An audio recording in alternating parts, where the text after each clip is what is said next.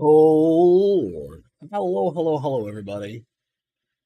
Hope you're all having a wonderful Tuesday. Sorry for missing last week. Was doing some medical stuff, nothing scary, just regular checkups for my wife. The only appointments we could get were kind of late in the day that would work with my work schedule. And then they went way longer than we expected. So I didn't get back here at home until I think it was like almost 6:45 p.m. my time, which it's 6 p.m. when I normally start, right? So 6 p.m. Pacific, 9 p.m. Eastern is when I usually start. And by that time, yeah. So kind of had a like last second, basically had to cancel the stream, but we do what we do. But other than that, I want to talk about a couple of things that are be coming up. So we've been doing the Your Filter Sucks versus Your Filter is Awesome series. We've done kind of the big three, right? Sponge, hang on back, canister. We've got a lot more to do. Matten filters, under gravel filters, sumps, in tank canisters, right? So little small in tank filters. And there's some other things we could potentially look at, like breeding boxes, that depending on, I'll kind of poll if people want that, something like that. That's a little more niche. They work very similar to sponges and yet not, right? So there might be a few on there that there might be a poll that kind of determines whether or not I cover those as well. But definitely plan to do like under gravel filtration, Matten filters, the internal canister filters, sumps, of course. And then I've got a secret one that I don't want to talk about. You can probably figure it out, right? You can just think about like all the different filtration methods and what's missing. You'll figure it out. But you've got all those. However, what I want to do is take a short break from that because I don't want to get too far away from Keystone Clash before I start putting up some of the stuff from Keystone Clash. So I'll be doing a reasonable amount of editing coming up here soon. There's actually a lot of stuff I have to edit for Keystone Clash, but basically doing some of my video content from Keystone Clash. So we'll have a small break in the filter series. We'll do some Keystone Clash content, and then we'll go back and finish that series. So just kind of a heads up for those of you who are watching and enjoying the series. You'll see a short break. That doesn't mean I'm done and that there will be no more. Don't worry, we'll get back to those. I just don't want to get too far removed from Keystone Clash, and then like start having to remember things and edit stuff, if that makes sense. I need it fresh enough in my mind to make sure that like for some of the stuff I'm doing where I do voiceovers and stuff like that, I'm not forgetting way too much. So I hope that makes sense to you guys. And then let's see, there was one other thing I want to talk about. My brain just like noped right out. I had a lot of meetings today. And then I had my boss messaging me, started talking to me about half an hour ago, and I just finished talking to him like right before stream needed to start. So that was fun. Nothing bad, of course, just more like checking in, seeing how things are going, all that kind of stuff. So before I dive into Keystone Clash, or not Keystone Clash, FishtoberFest, we will talk about Keystone Clash a little bit in comparison, because I think there's some good notes to help the fine folks that run FishtoberFest. I want to answer this question from Bob Purcell. Do I know anyone breeding the Radnocentris Tewa Creek? Yes. And occasionally, Dan from Dan's Fish brings those in. To my knowledge, Marcel, Roseline 17, is still actively breeding that particular fish.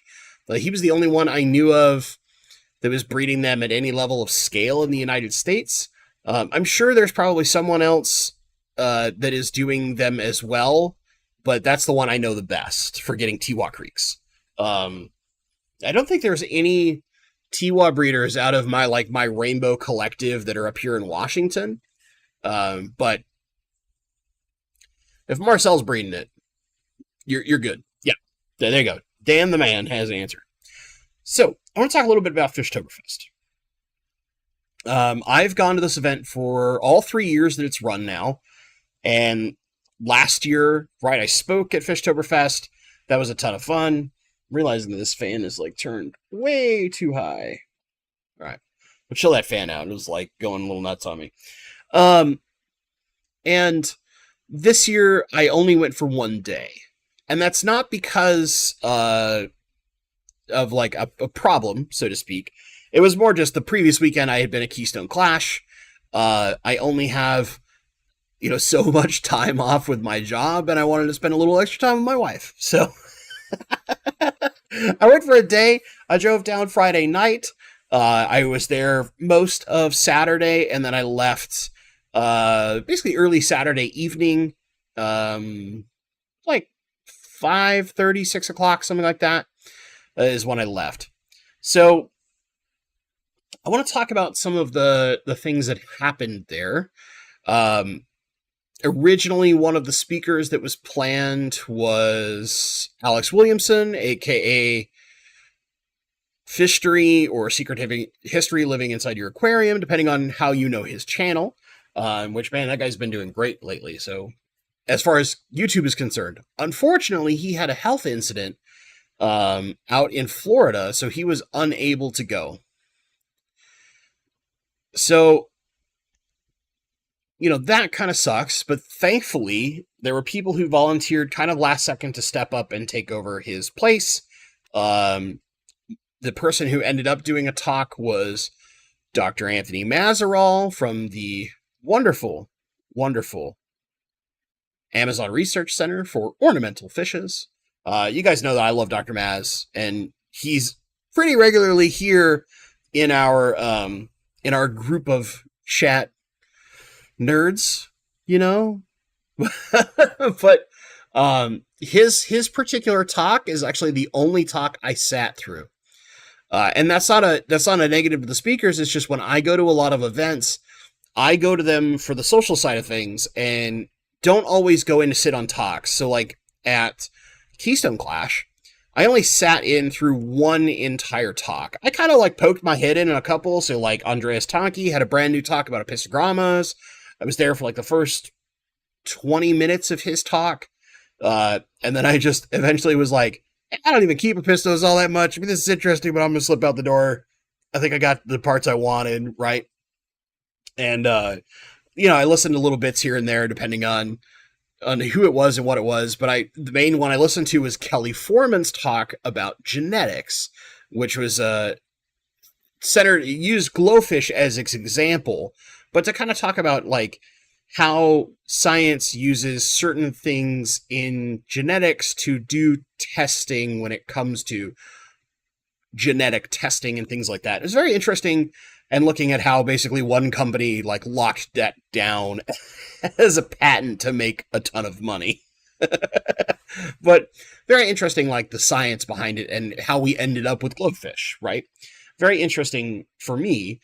Dr. Mazerall's talk was really cool because it talked about bacteria and then eventually moved on through some of the stuff of like what the Amazon Research Center does and his love of discus, but kept continuously kind of coming back and talking about bacteria, whether that's beneficial, primarily beneficial, but occasionally negative bacteria, and some of the things in our water parameters that help influence whether or not those things function.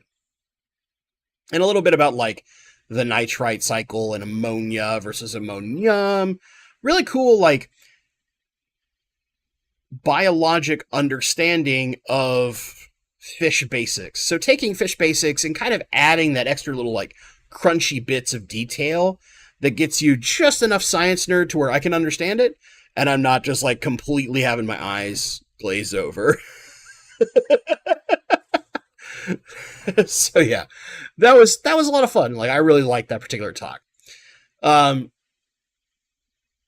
So one thing that in concern of the talks that I think is a room for improvement. So the venue has changed each year.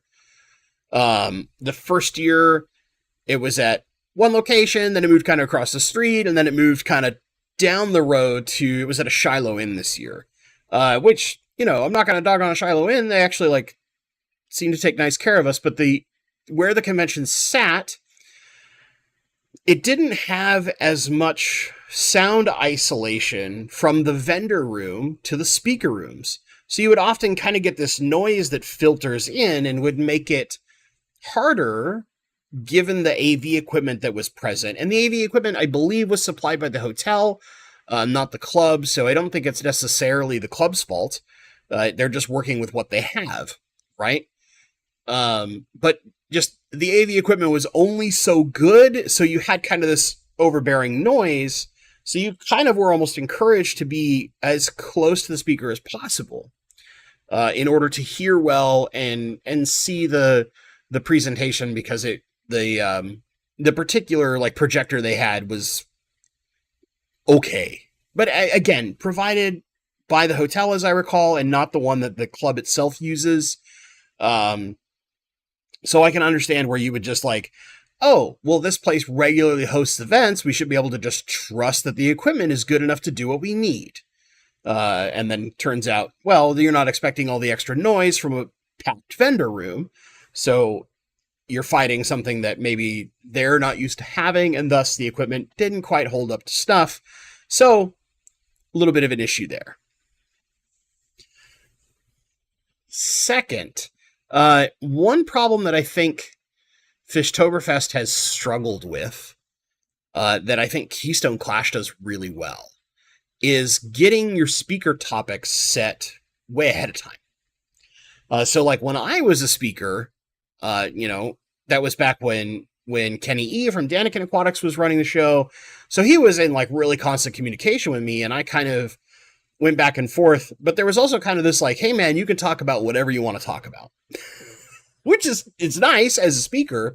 I can select kind of whatever I want to talk about. And I'm sure there were some requests based on certain speakers and their expertise. But at the same time, when you're not locking down what that speaker is going to talk on, it makes it hard for the team running the event to kind of advertise, like, here are the talks you get to go see. Totally not the case with Keystone Clash. Like, they were talking to me, they had all of their speakers locked down in like January or December. I mean, it was super early for an event that's in the end of September, basically, right? And then by February, I had my talks locked in. Just the title, I don't have to have the presentation done, but just the title so that they can advertise what these things are going to be. And it helps build up the audiences that you would want to try and bring to your convention. And I think that's one of the things that FishtoberFest can look to improve. And kind of learn a lesson from the folks at Keystone Clash, especially Scotty, who just works his brains out. But, there's a lot of people that work that particular event on their staff, and I think that's something that can be learned from. One of the biggest positives to FishtoberFest, though, it is cheap. A day pass for the vendor room and speakers and everything is $5. Or you can join their club for, I think it's $10, right? And you get the event and you're a club member for the next, like, year.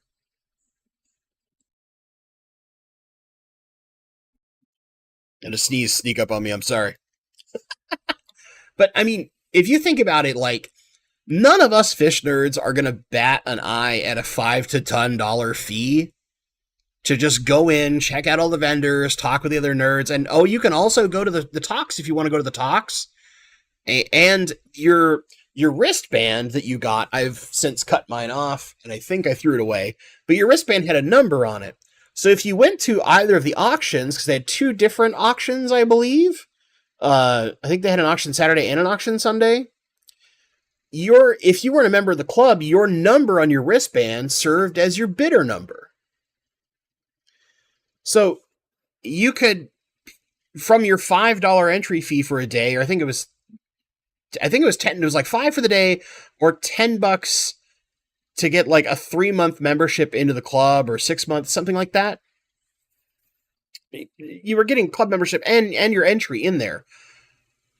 And it serves as you can go to the vendor room, you can see the talks, and you can go and participate in, you can't sell stuff, but you can go participate easily in the auction, and your auction number is right there. You don't have to do any weird registration or anything like that. That part they made really simple. And I think that's one of the things they do the best, is they make it cheap and easy to get into.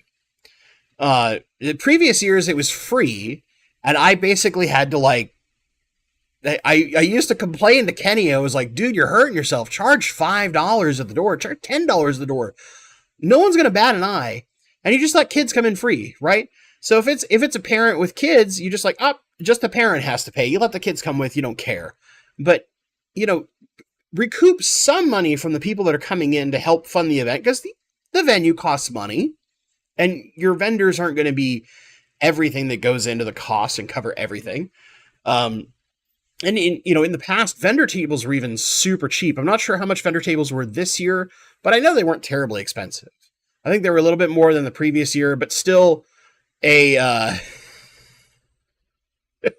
oh, Kenny. But there were things that were well priced, in the sense that whether you were a vendor or just an attendee, it was a good deal to go into the event. Now, Keystone Clash admittedly is a much larger event. There's way more things going on. So it makes sense that Keystone Clash is I think it's $50 or something like that for your event ticket. If you didn't buy one ahead of time, there's some better tickets that got you the swag bag and some of the other stuff that it allows you to get into, gives you access to the hospitality room and some of those things. And there was just if you only want to go see the vendor room, I think it was $5 or $10. It was not much. But if you wanted no access to the bull show or the looking at the aquascaping contest stuff, the talks, or the hospitality room, I think it was $5 or $10 just to go to the vendor room, which is nothing, right? But again, similar to Fishtoberfest, that's such a negligible amount of money that I think it's worth to almost any fish nerd that's going to show up there and just be it's how much? $5? Yeah, whatever. Here you go. Right? You're almost just you're just going to ignore it practically. It's so cheap. Whereas, I could see where people would look at $50 and maybe not understand everything that you get as a part of that, and being that seems a lot. So if you're just doing the vendor room, but granted, vendor room differences, Keystone Clash's vendor room is enormous. So just the $5 or $10, whatever it was, I think it was $5, for the vendor room is fine, because there were some insane deals in that place. Similarly, I'm going to tell you this. Okay. I am thankful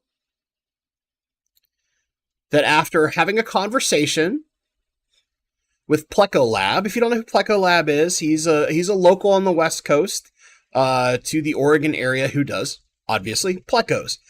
He had a ton of nice Plecos for sale in the vendor room. And one of the things he had was leopard frog Plecos, the L134. All at about an inch, they're young, but at an inch is about where you typically see them start to sell in stores and stuff like that. And sometimes you get them bigger, but for the most part, usually you see them small if they're from a local breeder, right? His price on these fish, when I walked around, was $40 a fish. I'm going to say that again. A leopard frog pleco, the L134, at an inch, beautiful color, great patterns, super healthy, $40. And if you were willing to buy a group, he'd give you a discount. I think it was if you buy 6, it was $220 instead of $240.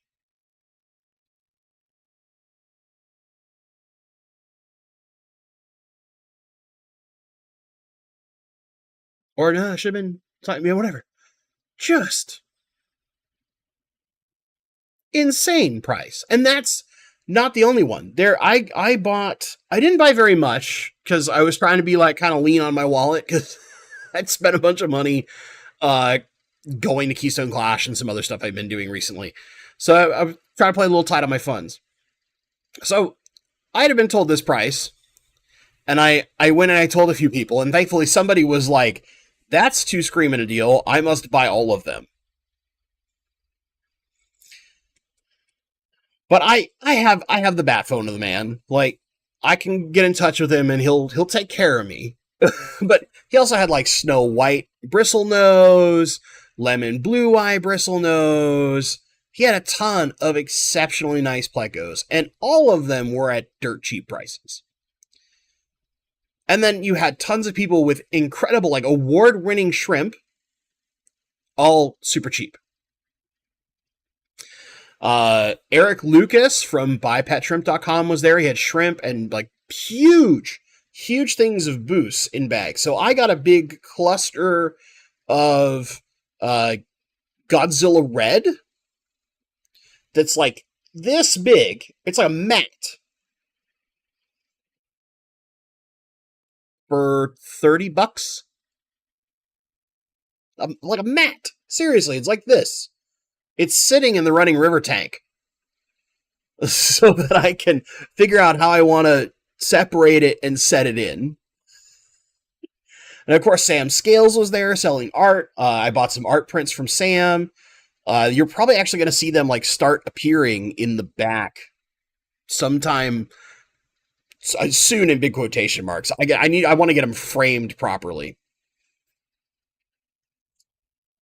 But yeah, it was just like deals were insane. And it was like this at Keystone Clash too, which is part of why I love events like this, is if you're looking to buy stuff, you will find a wonderful deal at a lot of your small events like this. Because the local breeders and stuff like that, they always bring great stuff. The prices are always amazing. Usually, I've never seen like fish that I didn't go like, wow, how is the color that good in a stressed out fish in a bag? Because local breeders take good care of their fish, right? So the vendor room was like nicely packed. Not a huge room, but is about the same size the vendor room was the year before, but probably about twice as many tables. So it was a little claustrophobic almost, right? Where it was just like kind of doing this, trying to move through. Oinky, I think you're talking about Oinky, Kaylee Caulfield. But yeah, she has the awesome big hat with all the stuffed plecos on it. I got to meet her at Keystone Clash. She's wonderful. She's such a sweetheart. But she goes, her screen name on YouTube is Oink Master Supreme. She goes by Oinky. She's the best. Anyway, so there was one point, and John Ebson, who's in chat, I got to hang out with him. For those who haven't been around for a long period of time, John's mom is the one that I got the Blue Hawaiian Moscows from, and that's how we became friends and got to know each other. So like he's casually been watching the channel for a long time, but you know, we get to see each other every once in a while. FishtoberFest was one where we got to see each other, and yeah, both he and I were looking at this one particular lane where it's like, here's Sam's booth, and then there's another booth, and there's a pillar in the middle of the aisle. But the aisles, because it was so many tables and so many vendors, which is a good thing. Lots of vendors is a good thing, but the room just wasn't so big. The tables only left so much room, and then you have this pillar. So both of us were kind of looking, and we're like, neither of us can get past the pillar. We're both got it too big, and we're worried we're gonna like bash a table over or something. So I had to do this thing where I went and saw Sam, and then to go see all the other vendors on the side, I went all the way around back over. And yeah, that's my problem. You know, most people aren't big like me. That's okay. But it's kind of give you a feeling of how like tight the room kind of was, where there just wasn't a ton of space because there's just so many vendors this time, which is great, right? That's good growth. Extra vendor tables is nice. You had the folks from Swiss Tropicals there. Several different people doing shrimp. Hector, who's in chat, from Hector's Everything. You guys remember that powdered fertilizer I tested a while back? That was actually like a beta version. He's got an upgraded version that I have in my hands. I've been testing for the last week. We're almost at a week now, right? Everything's kind of blurring together. It's a little over a week. Anyway, new version of his powdered fertilizer that has some upgrades to it. I won't spoil too much. Still testing it, but so far, liking what I'm seeing. So we'll have a video on that coming up soon too. And I have like a QR code and everything for his website when we get to that point. So you'll see a video on that reasonably soon. I mean, you guys know I like to test things for at least a month, usually a couple months before I say anything. I like to really put things to its paces, but I'm testing the new and improved version, if you will. Like it so far. And then, just another example would be like the Rob and Ree from Shrimp Envy were there. And for you folks that maybe have not had an opportunity to meet the folks from Shrimp Envy, they're some of the nicest people in the world. And recently, like, Rob was able to basically just make their business for fish his full-time job. So that's awesome, right? And they make tons of wonderful, like, shrimp food. So if you ever look up Shrimp Envy, I think they also do some advertising with my friends at the Aquarium Guys podcast. So big shout out to them for sponsoring like the more raucous, degenerate fish tubers out there. I guess they're not really fish tubers. They don't really do YouTube, but if you know, you know. you may or may not like those guys, but I think they're hilarious. But it's super high quality food. A lot of shrimp people I know in the Northwest love their food a lot. So, it's great. And every time I go to one of the events, I spend time to talk to both of them because they're so wonderful. And I feel like that about almost every vendor. I could talk about probably every one of the vendors that is reliably there. Pisces Aquarium, which is one of the local fish stores that also helps support the Willamette Valley Fish Club, which is on the kind of the southern side, southeast side of Oregon, right? Was there too. They're always wonderful. I bought a giant stuffed zebra pleco from them last year. This year I just kind of said hi and checked in on them. Their business is doing great, which is always wonderful to hear. You get happy when you find like a new, I mean, they've been open for like 4 years now, fish store that's doing well. So that's always good, right? Feels nice. Finally, the last thing I want to put out there, I didn't stay for the auctions just because of timing, but one thing I did hear about the auctions is that the things that were present kind of felt more like there wasn't like exciting stuff in the auctions. It felt kind of like more like, this is the stuff I normally see at any given club auction. So I think that's an area to improve too, where you'd almost encourage, whether it's your membership or something else, to like find a way to get a few things that are interesting, that are kind of your chase items, if you will. And maybe that's working with someone like a local breeder, or maybe you get your speakers to bring something interesting in if they're not from the area. That's kind of a like, hey, and you can get this particular thing in the auction, kind of give them a little more flash, a little more razzle dazzle, if you will. And then the last thing I will say is that, when a club runs an event, if it's just one club and it's their board running something, that can be really exhausting on the board. So like one thing they might do, and I was speaking with a gentleman named Regis, who I think is the VP of the club now, but he works for Wet Spot Tropical Fish and Cichlid Exchange, so kind of on the big vendor side of stuff, but also is just an awesome guy and big time fish breeder. I talked to him a little bit, and I almost encouraged him. Like, one of the things that the Clash does super well is they have multiple clubs working together to put this event on. And instead of having purely their board do stuff, they basically have like a committee that runs everything. And some of them are board members that are in this committee, but it's independent and not reliant 100% on a board. So it'd be one of those things where if you've got conventions going on, it'd be a way to improve is you would try to like find other clubs you could work with, whether that would be the Greater Seattle Aquarium Society, maybe you get some of the folks down in California, do like a whole West Coast thing, who knows, right? Those would be the things that, and I spoke to Regis quite a bit about this, to try and improve. Now, as Kenny mentioned, there may or may not be something else in the Pacific Northwest next year. So, things will happen. We'll see. We're trying to get more fish conventions in the Pacific Northwest. We want people to come out this way and check out our awesome scenery and wonderful weather. Especially if you like rain, please come here. But just, get more fish events out this way because we want some of you East Coast folks that I have to travel to go see to come travel to see us. I know, it's asking a lot. Paul Saltero is mentioning that North Carolina will be the place to go for aquatic conventions in 2024.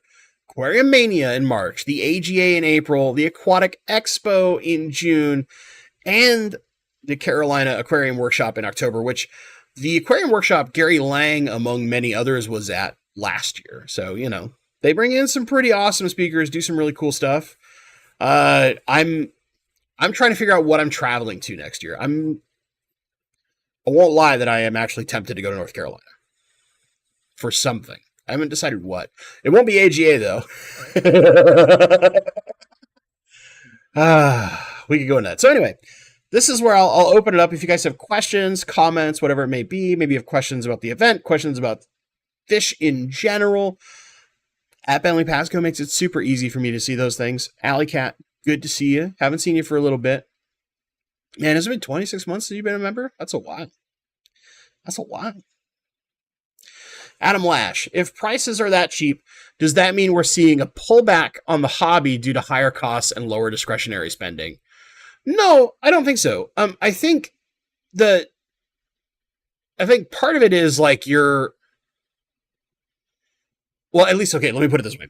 In the Northwest, because this happens at the Greater Seattle Aquarium Society too, and for our big auctions, a lot of our members are like really fiscally conservative about what they want to spend. And these are people that have been in the hobby for decades. But there's certain levels where certain things they'll spend a ton on and other things they spend like nothing on. So it kind of becomes a nature that when you go to these bigger events, a lot of times vendors will like save up stock, right? It's like, oh, well, I have all this extra stock. I've been saving all these babies rather than doing my usual thing because I want to make this event really successful. And it's more efficient for their time probably too, to make this one event be really awesome rather than piecemeal selling or working with stores, whatever they may do. Everybody does something different, right? And sometimes you just kind of want to go, I don't want to take anything home. What price do I have to set it at that makes sure I take nothing home or almost very, very little? And it's a method that I do. I talked about this last year in my like post FishtoberFest. I made a video all about like selling plants at things like FishtoberFest, where I would sell things dirt cheap on purpose. Because my whole goal is like, if people want to try and sell out in 2 days, I want to sell out in like a day. I want to just be done. I want my prices to be so low that it's almost foolish to buy from anyone else. Right? And I think there are some people who might have listened to my strategy because I see when I go to these kind of events, I always see crazy pricing. And crazy, I mean good. Like I've never seen anything where I went like, does this person really think that thing is going to sell for that much? Because it ain't. No, it's always like, you only want how much for that? And I'm usually thankful that I carry very small luggage, so I don't have much room. But when I drive to FishtoberFest, I'm driving and I got a car. So some stuff inevitably comes home, whether I want it to or not. Just this year, I was able to encourage someone else enough to buy those plecos before I did my final round at the table. And like literally, when I went back around, he's like, "Hey, man, sorry I sold the plecos." I'm like, "No, I'm just glad somebody took them. I've got your phone number. I'll get in touch with you. I know how to get a hold of you." There was somebody asked earlier, and I can't remember. You were asking if Pleco Lab has a website, and I think, if I remember right, he does most of his stuff through Facebook. I have his cards somewhere too. Um,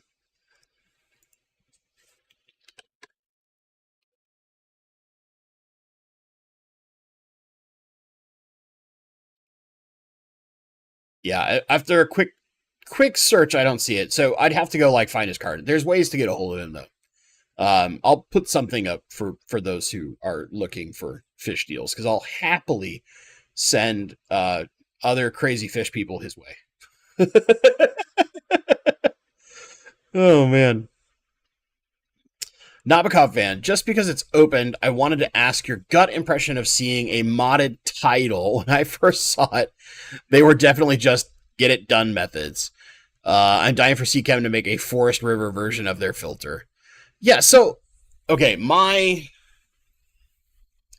initial impression when I started kind of monkeying around with it, I need to put it on a tank for one. It was just kind of a bit of a hoot, right? Where I'm just like, somebody got so pissed off at this damn thing that they literally did everything they could to get around the gripes that people will have about that particular filter. But let me tell you a filter that sucks way more than you might ever think a title sucks, and that's that Awaze hang on the back. That thing should not be on market at all. And let me tell you guys a story. It's a short one though.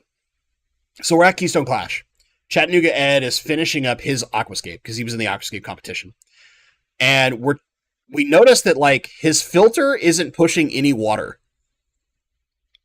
So Jason from Primetime Aquatics comes over and like he's messed with one of these things before and he's like, "Oh, I know the problem. Here, let me help you." It's basically like 6 fish nerds crammed around this tank trying to get this filter running because their impeller sucks. If it gets like anything, I've never worked with one, and Awaze's never even talked to me for any level of sponsorship, and this will probably burn it for an eternity, but whatever, I don't care. Um, it's like any level of whether it's like biofilm or something that gets in there, it can easily prevent the impeller from spinning. Like whatever they did in their design, that thing is just absolutely not ready for prime time and should still be like in a testing stage. I don't know. I wonder sometimes if they're just like, oh, you just get an impeller-based pump, you just put it in there, you make a box look kind of fancy, and it flows the water around, and it's fine, right? It'll just do the thing. I don't know if they actually like tested the damn thing at all. Like it's engineered, big quotation marks, but I don't know that it was engineered, went through some level of product vetting, had someone like really abuse the thing, and then came back to him and went like, yo guys, we got some problems. Because it seems like there was just like, put a pump in it, kind of similar design to what you got in an Aquaclear, but make it prettier, and then start selling it. Because it is bad. I think it sucks. There's so many parts of its design that are very clearly from the mentality of the canister filter, of like hide things and make it look nice and do this, that are not functionally smart. You have to remove the lid on the back of the hang-on back in order to access the flow control. And then the flow control is kind of buried in this thing in a way that is not user-friendly and actually probably has a risk of other failures long-term. Just looking at it from like a short design perspective, and from me as someone who likes to kind of like abuse their equipment so that, you know, you don't have to run into problems that I find. I sat there staring at it and I was like, oh Lord, no. What are you doing? What are you doing? But yeah. Yeah. I find the modded title interesting. I need to get it running, and I do have a place where I want to be running it. I've just been slacking. Let's be honest. I've been slacking. But it'll be running relatively soon. It's going to like supplement my Pleco tank, one of my Pleco tanks. Well, it's really my only dedicated Pleco tank, but it's going to supplement that tank. Because why not? Overfiltration, that's the ticket. Kingfishers catch. The auction at ANGFA North America's convention last September, which was up in Canada, was crazy cheap. 5 Kalitawas for 40 Canadian dollars. That's like one Starbucks coffee in the United States. 6 Pseudomagil Melis for 100. Okay, for those that don't know, Pseudomagil Melis, aka the honey blue eye, has a ludicrously high price tag on it typically because it's notoriously difficult to breed and is very desirable, and not many people have them in the United States. So getting 6 for 100 is like dumb. So normally you would pay. I have friends that paid basically like 100 a fish for them. Not that long ago in the grand scheme of things, like a little over a year, about a year and a half ago. But that was when they were turbo hard to find. What a steal. And then 5 of the Myra size for $45, which there are so few good photos of the Myra size at full color out there. There was one that recently came across Facebook in the Rainbow Fish Live group, and when I finally got to see it, I was like, look, we need more of these. Why? Oh, man. Nabokov fan might be a bad magnet, poor tolerance, or just no silicone on the shaft. It's kind of a combination, actually. I think the magnet is too thin. And another problem. Is it modded to run the flex on water level? Tank behind you. There's actually like this. I've been neglecting it because basically it needs to be torn down. There's like nothing in it at this point. Yeah. Yeah. So I've been kind of lazy about it. There's one SAE in there. That's it. And he's fine. He's got to get moved, though. I need to move him this weekend. I meant to move him last weekend, but then I got kind of sick with a bit of a stomach flu and spent a little extra time resting up because I just felt kind of... Nothing bad, though. Took COVID test, all that kind of stuff. And I was like, nope, just got a bug. Stomach not happy. Feeling pretty bad. Couple days, though. It's okay. Plenty of water. You know, the usuals, right? Take care of yourself. You get sick. Lots of water.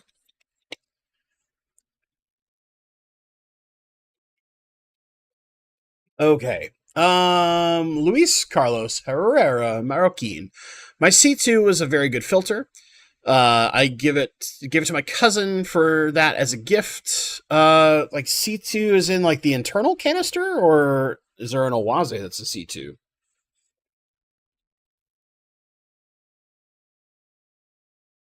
You do mean the Fluval C2, right? You don't mean like the there's not an Owaze. I'm just making sure I'm thinking correctly because I've had a C2 and I actually like that thing.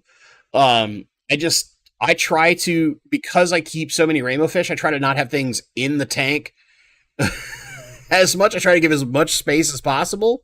But yeah, I think that's a Fluval, right? The C2. I have one.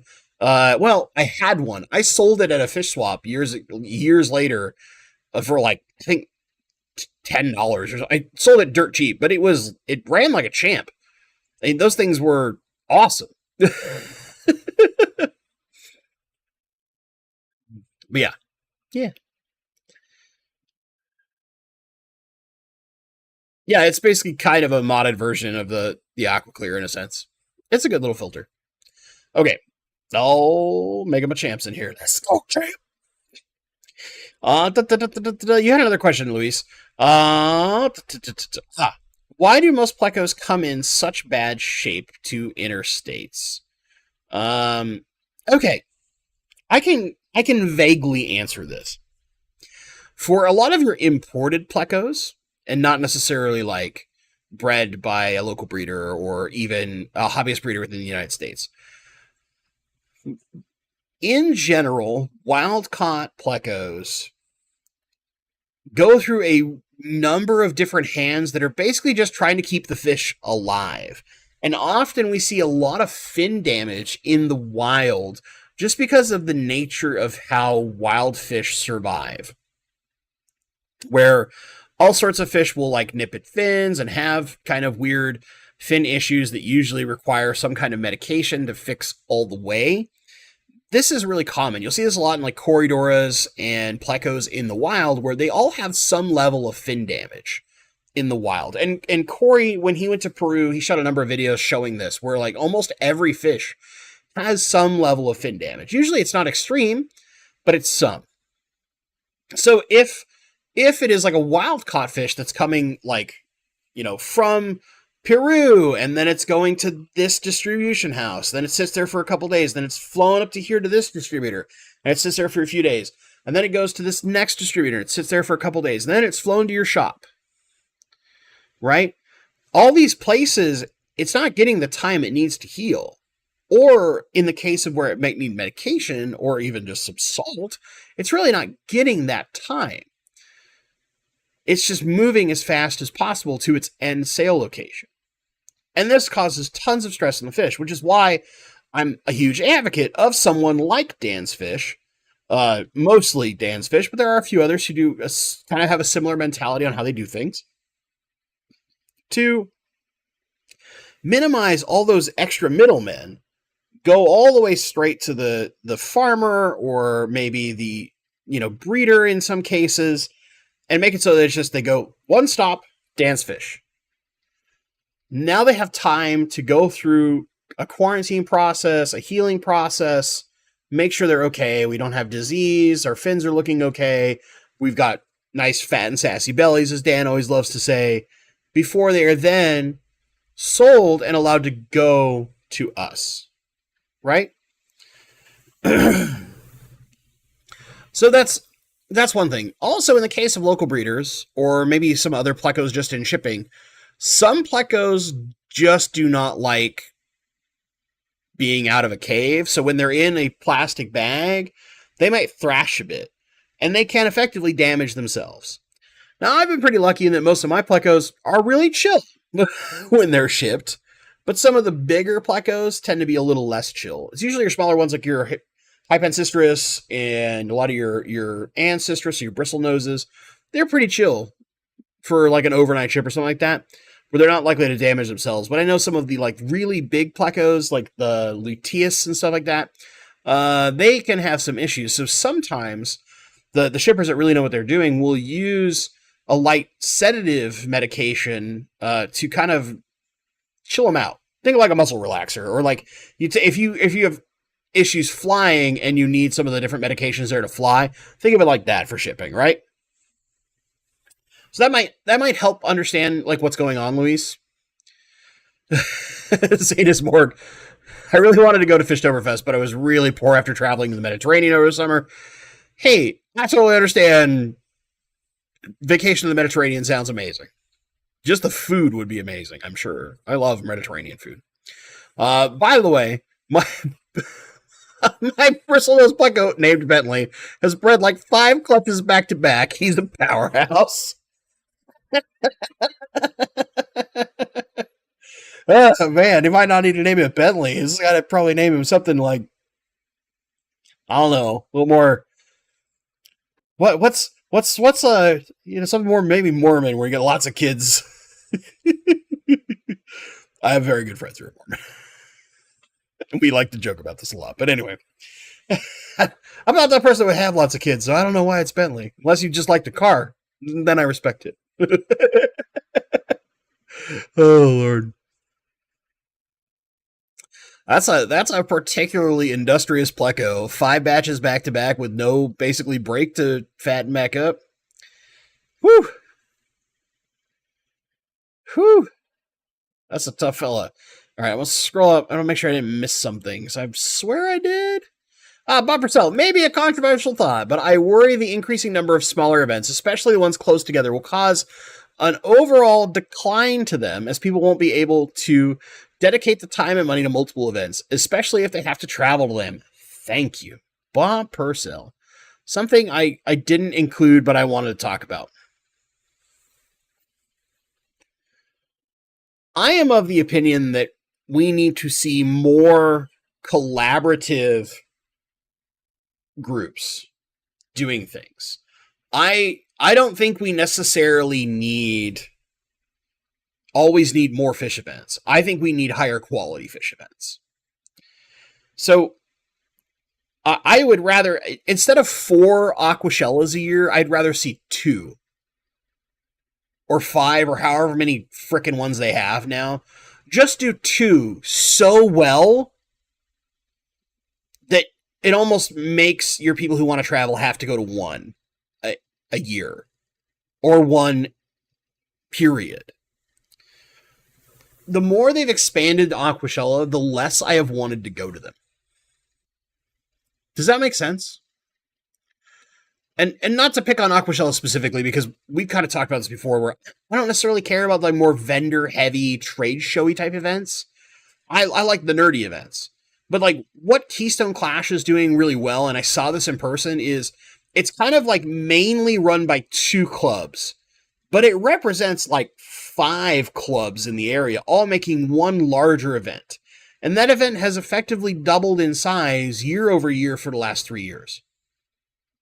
It's taking up more space, more vendors, more talkers, etc. I think getting more groups to work collectively. The thing that like the biggest appeal to me of Triple Crown was the fact that all these organizations were getting together for one convention. But the problem that happened, and we talked about this, is that it seemed like they all came together and went, yes, we're going to do one collective convention. It's going to be amazing. And then they were like, that's great. And they never talked to each other ever again. And the execution ended up being kind of I still love the event because there were so many people that came out to it. It was such a fun time just sitting around, talking with people, socializing with other fish nerds. Tons of people from the Fish Fam were there. You know, Richard Reynolds, who was in chat, people like that were there. I got to meet Paul Sotero in person. You know, I got to meet so many people. Lady Diane. Most recently I got to meet Geek Boy in person because of these events that are drawing more and more people that are becoming these things for us nerds, but not quite like all the pomp and circumstance of an Aquashella. There's another Aquashella here in like a month, Florida Fish Stick. And it seems like they seem to have a goal of making 4 of them next year. I would rather them just have 2. And stop doing one in Texas in the summer. Like, what? I don't know who thinks that's a smart idea. Texas in the middle of summer seems like a bad time to have an event. Especially considering they typically have these huge lines of people trying to get in the building. Now you're out in the hot sun, frying, trying to get into your fish event. That feels like a recipe for disaster. I'll confirm. Aquashella. We'll look it up. Considering they're a company. Because they have Aquashella Daytona coming up in November. Right? Then they have Dallas and Chicago for 2024 already set. But they had...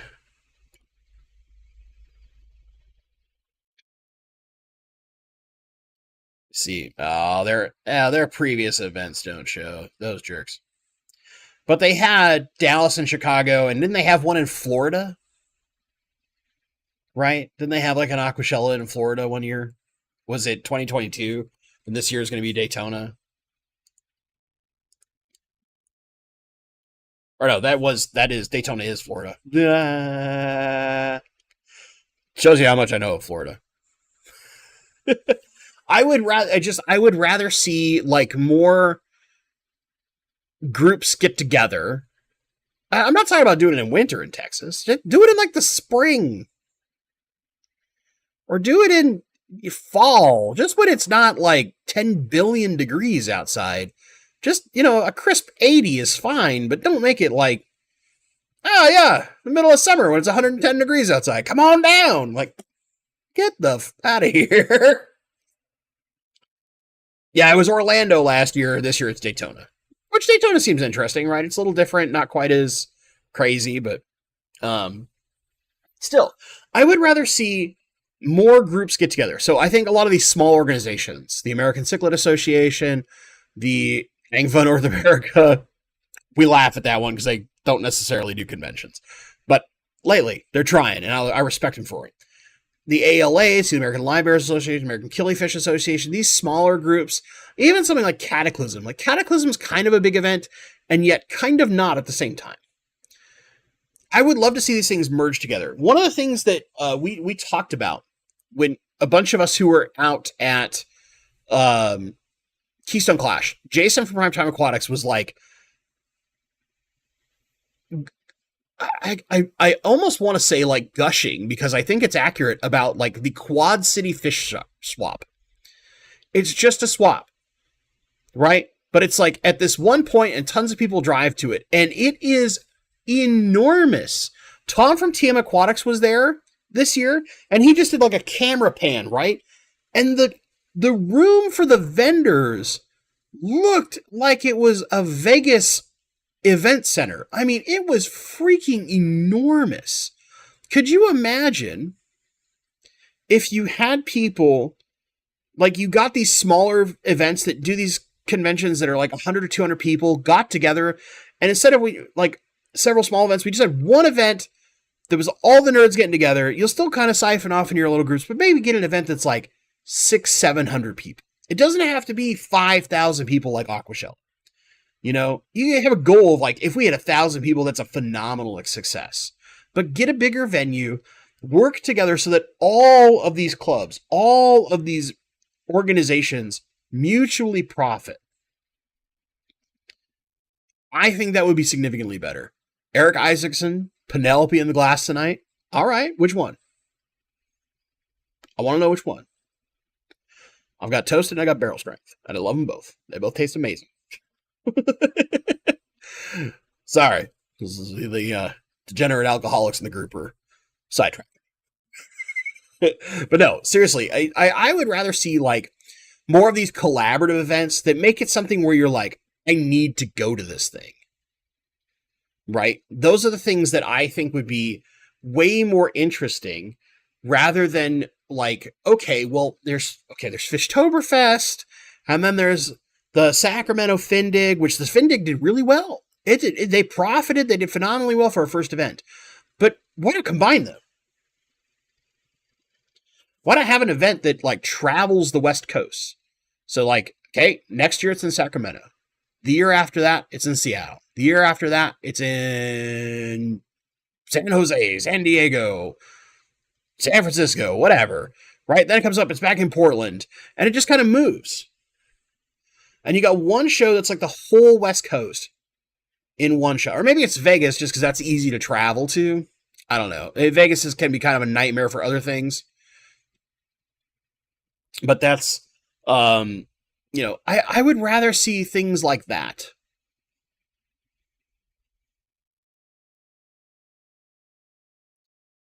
Forgive me.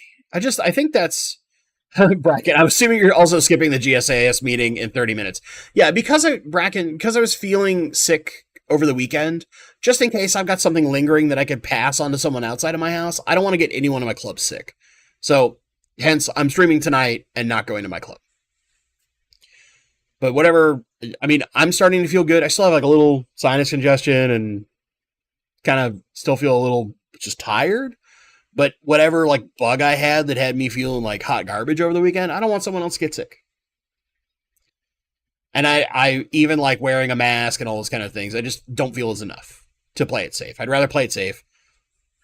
I mean, I'm going to miss Zeb Hogan, who's doing Monster Fish. And so for certain people, that's interesting. I'm also not too big on Monster Fish. So it's kind of like, topic, not really my jam. Wasn't feeling good over the weekend. Don't want to get people sick. These are the right number of things for me to go skip meeting, have a live stream, still get some fish nerdery on, but not club fish nerdery. Also, man, just Tuesday nights. It's rough. It's rough going to a Tuesday night club meeting.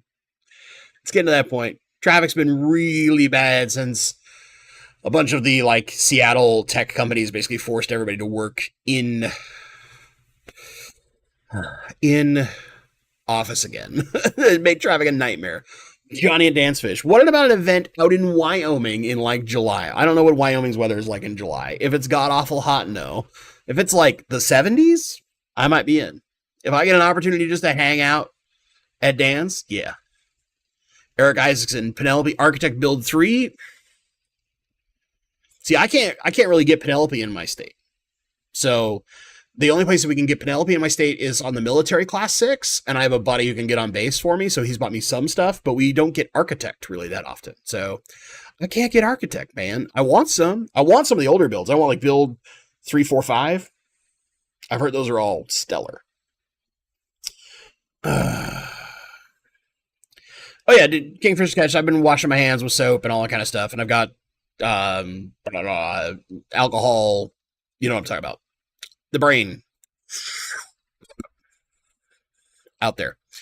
Bentley, what is your favorite food for rainbows? Still the krill flakes. So okay, I'll answer this. We're kind of at time, but I think this is a good one.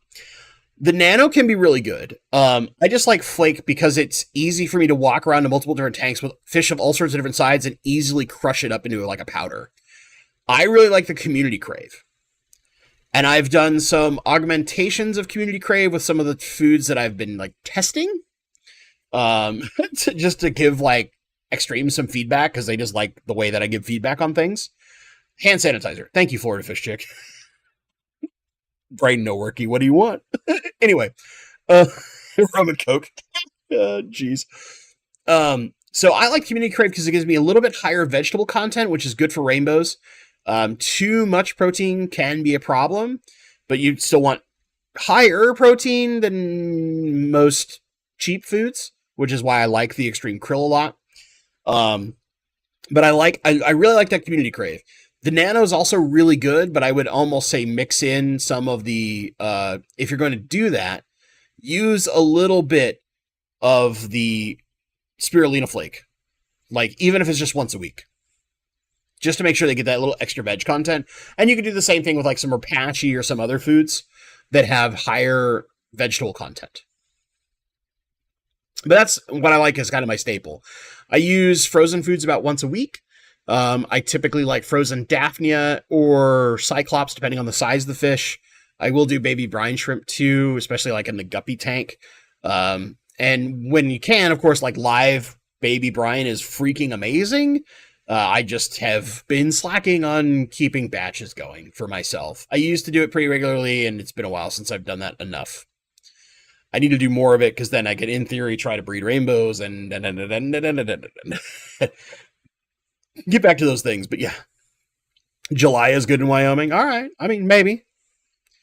I basically can only travel to like one event a year. Maybe 2 if both are not very expensive to travel to.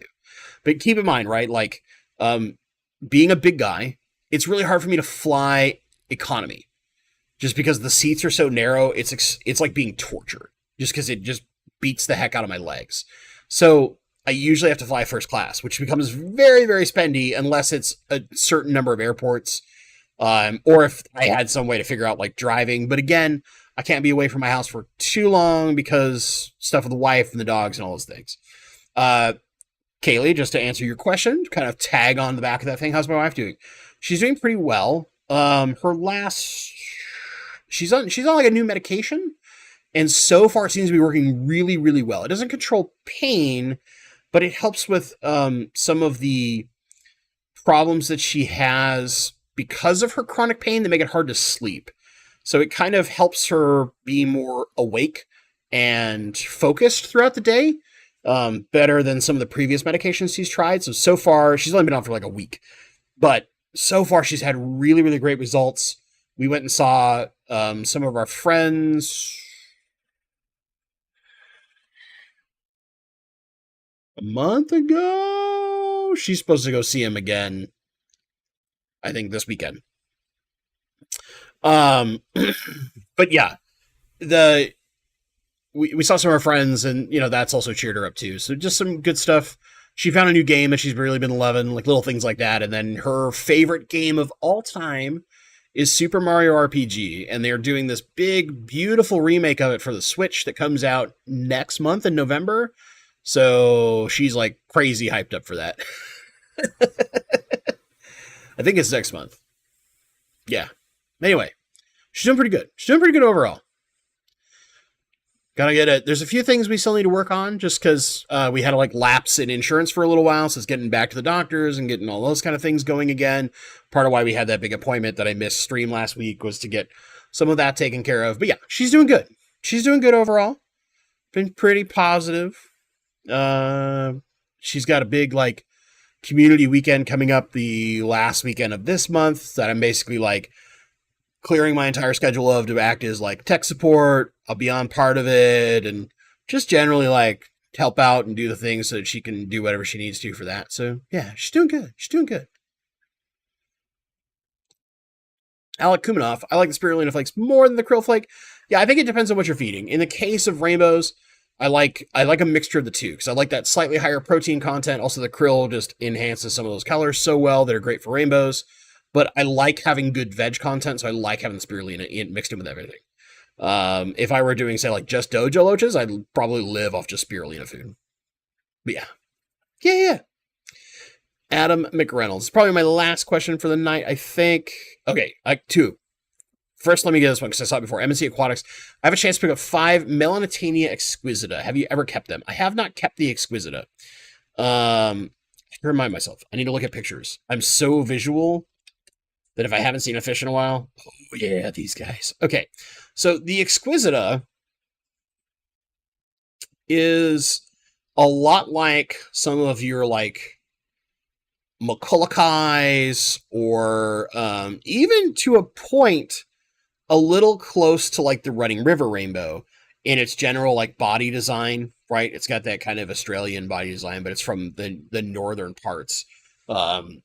In some of the kind of harder parts to get to, honestly. It's a really cool fish. It's not widely distributed, so being able to get one if you're a rainbow fish nerd is kind of cool. There's not a ton of them out there. And it's one of those fish where like almost any other rainbow, give them good water quality, give them good food, a little bit of plants and a nice dark background and some dark soil, and they look wicked. Now, if you want to go like more biotopy, right, you do a little bit different. But yeah. Shell dwellers and lemon cichlids from Andrew. Lemon cichlids. Are you talking like the rock dwellers? Hold on. Yeah, Lulupi? Yes. I have to look up. It's sad to say that I know the name of Lulupi better than I know lemon cichlid.